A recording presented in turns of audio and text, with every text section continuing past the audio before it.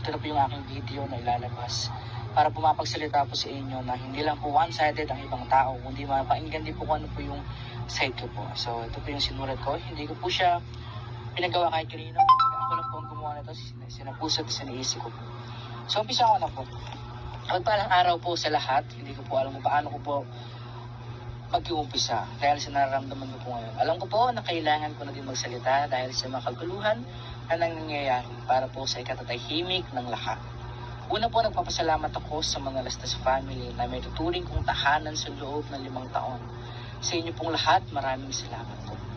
Hindi ko na po kayang isa-isahin, taos puso po ako nagpapasalamat sa inyong buong family dahil dinulungan niyo po ako, hindi ko po kayo malilimutan. Pinadalhin ko hanggang sa hukay at sa taong nagmamahal sa akin at tumulong sa akin, nandito po kayo lahat sa puso ko. Mga ninong, ninang na naging bahagi ng buhay ko at nakasama at sumubaybay sa akin ng 5 taon na nandyan po kayo.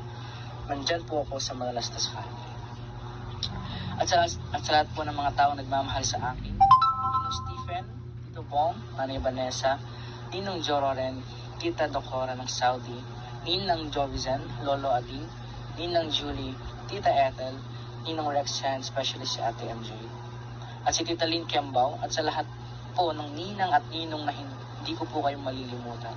Hindi ko po kayo kaya isa-isahin, lahat po ng binigay niyo sa pagmamahal. Hindi ko po pinapangako pero gagawin ko po lahat para makapagtapos ako na aking pag-aaral. Hindi ko po kayo kayang biguin. Maraming salamat po. Mahal ko po kayong lahat. Kahit saan man po ang parating, hindi ko po malilimutan ang mga kabutihan ng puso nyo at pagmamahal sa akin. Sa pag-alis ko po sa mga Lastas, alam ko po na hindi na sana ito dapat pang sabihin. Ang dahilan po ng pag-alis ko doon, opo, kasalanan ko na hindi ako nagsabi na ang totoo na hindi na ako babalik. At ang paalam ko po ay magbabakasyon ng 3 araw dahil pag sinabi ko po na hindi na ako babalik, alam po na hindi nila ako papayagan. At natakot po ako na makarinig ulit ng masasakit na salita. Kaya po naisip ko na sabihin na magbabakasyon na lang po ako. Makalaya ko. Hirap na po ang kalooban ko sa mga pangyayari sa gabi. Nakakatulugan ko na lang po ang pag-iyak at pagdarasal kasi tingin sa Diyos ko lang nasasabi ang sakit ng loob na tinatanong ko ang Diyos bakit nagbago ang lahat ng nasaan na yung taong kumupo sa akin at nagmahal. Bakit napalitan ng iba? Hinahanap ko po yung dating masaya at mabait na tao. Sabi ko, Diyos ko, nasaan na po yung taong pinakilala mo sa akin? Bakit iba na siya ngayon? Yung sampal, palo ng stick, palo ng sinturon, yung amba na babalugbagin ako. At yung amba ng kung ano, meron bagay pag galit siya ay makakatikim ako sa kanya. Kaya po yun yung tinis. Dahil alam ko part po ng pagdidisiplina niya yun sa akin.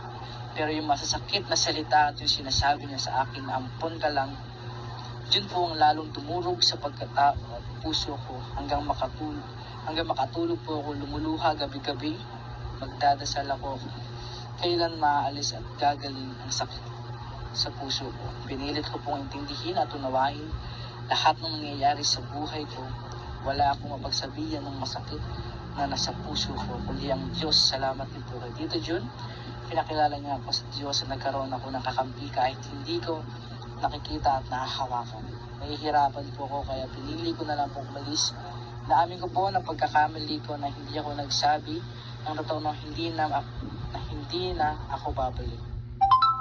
At yung tungkol po sa mga gold, tayo lang po may mga access sa mga alahas na yan. Alam po ng Diyos, wala po akong kinuha.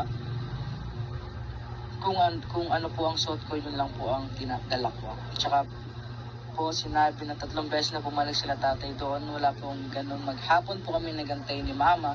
Kaya po tumawag at nakiusap na lang dyan sa Pampanga. Magpirmahan, hindi po kami makarating dahil nasa Manila po kami ni mama.